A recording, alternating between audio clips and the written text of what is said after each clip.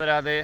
नमस्कार दोस्तों, कैसे हैं आप सभी का मेरे YouTube चैनल बसंत पंडित जी ब्लॉग में स्वागत है। तो गाइस सुबह सुबह घूम रहे और कल रात हमारे यहाँ बहुत अच्छी बारिश हुई है। देखें, रात को बारिश हुई क्योंकि ऐसा है, फसल के लिए बारिश बहुत ज़रूरी थी। काफ़ी लोग कह रहे थे बारिश नहीं हो रही, बारिश नहीं हो रही, और बारिश हो गई। और ये देखें, जो हरी हरी फसल है, इसमें अगर बारिश की बूंदें पड़ जाए तो फसल लहलहा उठती है। तो अभी सुबह का सुंदर नज़ारा आपको दिखा रहा हूँ। तो देखिए, और रात को बारिश हुई और सुबह से घूम रहे हैं। बस अब छत को जाते हैं और देखिए आज के दिन आपको क्या दिखाते हैं। गाइस जुड़े रहिए। तो गाइस अभी नहा के अब जा रहे हैं मंदिर के कमरे में पूजन करना। तो गाइस अभी भी देखिए मौसम घिरा हुआ है, रात को बारिश अच्छी हुई है। मैं देखिए बस अब थोड़ी देर पूजन करते हैं। सुबह सुबह पूजन करने बैठ गए मंदिर में। तो आज शनिवार भी है और शनिवार को हनुमान जी का भी पूजन होता है और शनि देवता का भी पूजन होता है, माता का भी पूजन होता है। तो भाई और शनिदेव जो है, सब शनिदेव का पूजन करते हैं और शनि देवता से भयभीत भी रहते हैं, लेकिन भयभीत होने की जरूरत नहीं। शनि देवता बड़े कृपालु देवता भी हैं। तो गाइस पूजन हो गया और आज का दिन देखो क्या है। रात दोपहर को हल्द्वानी भी जाना है, तो एक कार्यक्रम में जाना है और बस अभी एक दो जगह पूजन करने जाना है। तो गाइस यहाँ पर एक बात बता दूँ, ब्लॉग में वीडियो उसी की बनाते हैं जिसकी परमिशन होती है। हम कहीं भी वीडियो बनाते हैं उससे पूछ लेते हैं, भाई साहब आपके यहाँ वीडियो बना सकते हैं, तो वो जगह खुश होके कहता है हाँ हाँ गुरुदेव। बहुत से ज़्यादातर लोग ऐसे हैं जो कहते हैं कि आप ब्लॉग में वीडियो बनाओ, तो हम बना देते हैं। और जो कहता है कि आप मत बनाओ, बुरा भी नहीं मानते हैं, क्योंकि सबकी अपनी अपनी धारणा होती है। हर कोई आना भी नहीं चाहता है। तो जो बनाते हैं उनका भी धन्यवाद, जो नहीं बनाते उनका भी धन्यवाद। और एक बात और बता दूँ गाइस, आदमी जो करता है सब ऊपर वाले की इशारे पर करता है, हमारी कोई औकात नहीं है।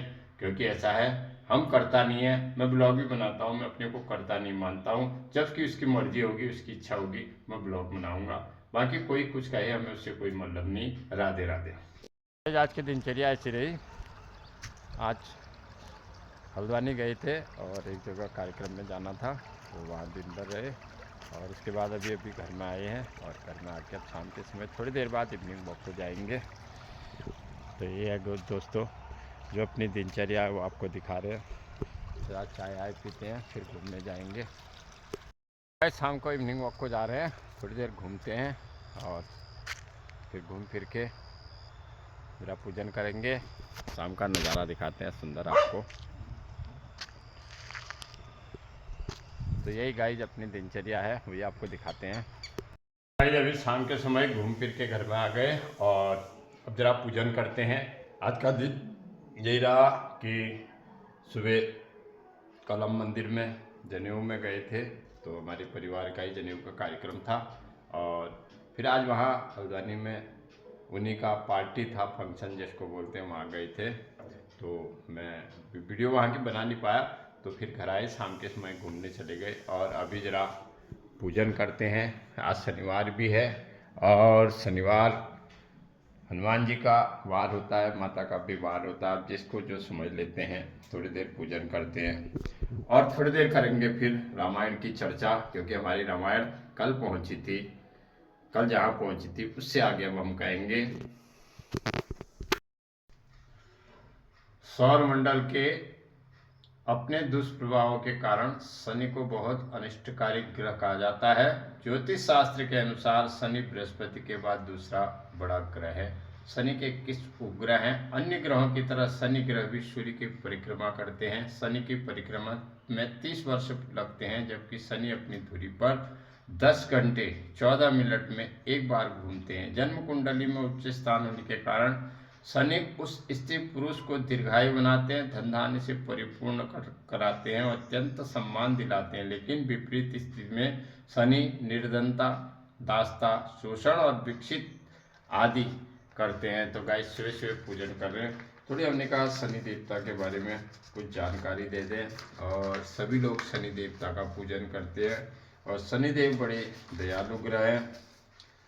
भगवान गणपति और धर्मराज युधिष्ठिर का स्मरण करके सूर्य पुत्र शनि देवता की अर्चना करता हूँ। मेरे सभी अंगों की रक्षा करे। 13वीं तिथि प्रिय वाले विशाल नेत्रधारी मयूर कंठ की शोभा युक्त शनि देवता हम पर कृपा दृष्टि रखें। ग्रहों के प्रमुख हमारे कष्टों का नष्ट करें। सभी पुष्प को पसंद करने वाले शनिदेव हमारे सभी रोग विकारों को नष्ट करें।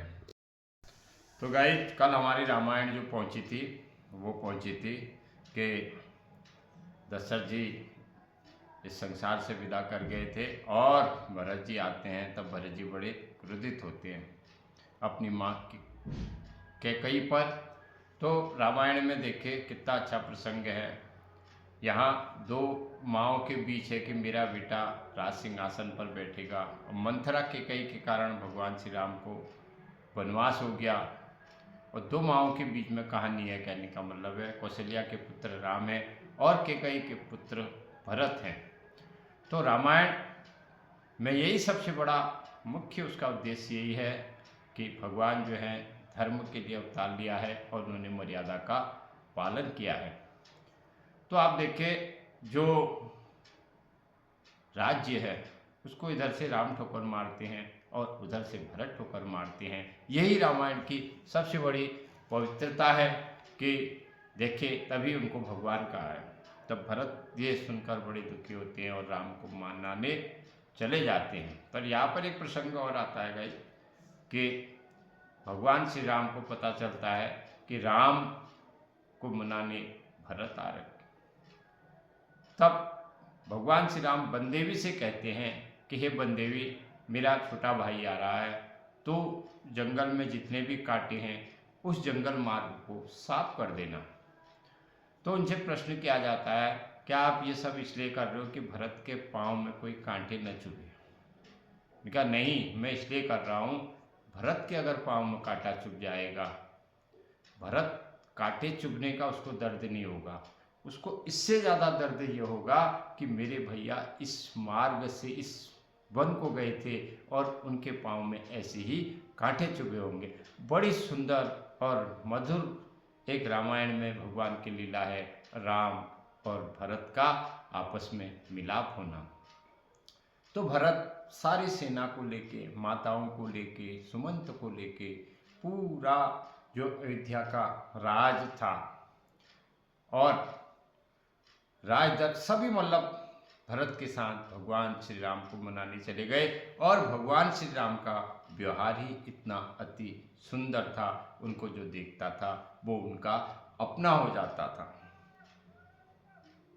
तो भगवान श्री राम भी तीर्थराज प्रयाग में गए थे, श्रृंगेरपुर गए थे और उन्होंने नौका पार करके फिर भारद्वाज ऋषि से मिले और उसके बाद वाल्मीकि जी से मिले, अत्रि अनुसुईया से मिले और अत्रि अनुसुईया से भी मिले और अत्रि ऋषि ने उनको वाल्मीकि जी ने उनको त्रिकुट पर्वत पर रहने की आज्ञा दी और वहीं अत्रि अनुसुईया जी का भी उन्होंने आशीर्वाद लिया। तो अब भरत भी पहले प्रयागराज जाते हैं और प्रयागराज में सारे ऋषि मुनि भरत जी के दर्शन करते हैं, क्योंकि आपने देखा होगा अयोध्या से प्रयागराज थोड़ी दूर है। तो फिर वो निषाद राज के पास जाते हैं और निषाद राज उनको नौका पार कराते हैं। लेकिन निषाद राज के मन में एक शंका रहती है कि भरत इतनी चतुरंगी सेना को लेके जा रहे हैं, कहीं कुछ गड़बड़ तो नहीं है। तो अब चुपके से भगवान श्री राम के पास एक दूत भेज देते हैं और वो दूत जो है भगवान श्री राम के पास आकर कहते हैं कि भरत बहुत सी चतुरंगी सेना को लेकर यहाँ आ रहे हैं। लेकिन उसी रात सीता माता भी स्वप्न देखती है कि भरत जो है काफ़ी, राम जी को बताती है कि भरत जो है चतुरंगी सेना को लेकर यहाँ आ रहे हैं। तो इस पर लक्ष्मण बड़े क्रोधित हो जाते हैं और धनुष बाण लेके कहते हैं आज मैं भरत को और अयोध्या के सबको मार डालूंगा। उनको इतना क्रोध आ जाता है क्योंकि ऐसा है यहाँ थोड़ी गलतफहमी हो जाती है, थोड़ी मन में गलत तो हो जाता है, क्योंकि भरत जो है राम को मनाने आते हैं। तब राम जी उनको शांत करते हैं। तो फिर काफ़ी जंगलों से घूम फिर के जितना संघर्ष भगवान श्री राम ने किया था उतना भरत जी ने भी किया था और भरत जी तब त्रिकुट वहीं जाते हैं जहाँ राम जी ठहरे होते हैं और राम भरत का मिलाप होता है राम जी सबसे मिलते हैं। इसमें राजा जनक भी उनके साथ होते हैं। तो माताओं का विचित्र भेष देखकर राम जी से रहा नहीं जाता है। तब गुरु वशिष्ठ कहते हैं, हे राम, तुम्हारे पिता का स्वर्गवास हो गया है। तब राम जी बड़ा विलाप करते हैं और तब भरत राम जी से कहते हैं, हे राघव, अब तुम अयोध्या का राज संभालो और आपकी जगह मैं 14 वर्ष का वन में जाऊंगा।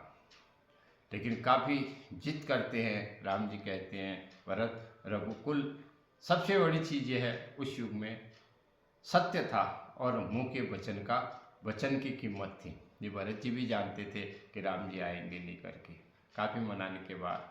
लेकिन यहाँ देवता भी डरे हुए थे, अगर भरत जी के कहने पर राम जी अयोध्या चले जाते हैं,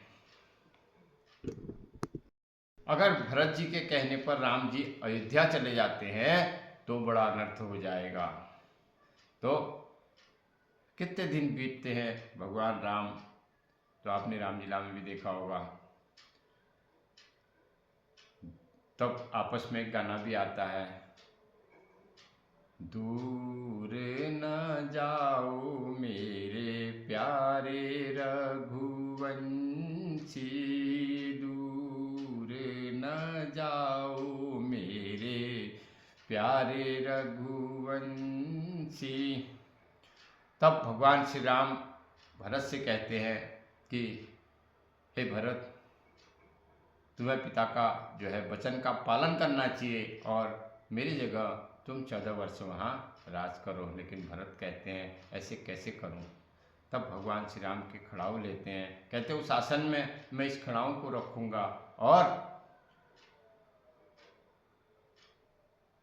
इसी को इन्हीं की आज्ञा से मैं अयोध्या में राजकाज संभालूंगा। राजा भरत फिर भी नहीं बनते हैं। तो भरत क्या करते हैं, भगवान श्री राम की खड़ाऊ ले आते हैं और सब रोते बिलखते अयोध्या में आते हैं। तब भगवान श्री राम की खड़ाऊ उस राज सिंहासन में रख के भरत बाहर से कुटिया बनाकर जिस तरह राम जी रहते हैं उसी तरह साधु वेश में रहते हैं। और यहाँ भगवान श्री राम, लक्ष्मण और सीता कुटिया में निवास करते हैं। इससे आगे की कहानी कल बताएंगे गाइस। खाना खा लिया और अब थोड़ी खाना खा के ऐसी छत में टहल रहे हैं और फिर सोने जाएंगे। मेरा ब्लॉग यहीं तक था। आप सब मेरी वीडियो देख रहे हैं, आपका बहुत बहुत धन्यवाद। कल मिलते हैं अगले ब्लॉग में। जय श्री राम। जिसने चैनल सब्सक्राइब नहीं किया गाइस, सब्सक्राइब कर दीजिए। अगर आप फेसबुक पेज से देख रहे हैं तो फेसबुक पेज को फॉलो कीजिए, सपोर्ट कीजिए दोस्तों। राधे राधे, जय श्री राम।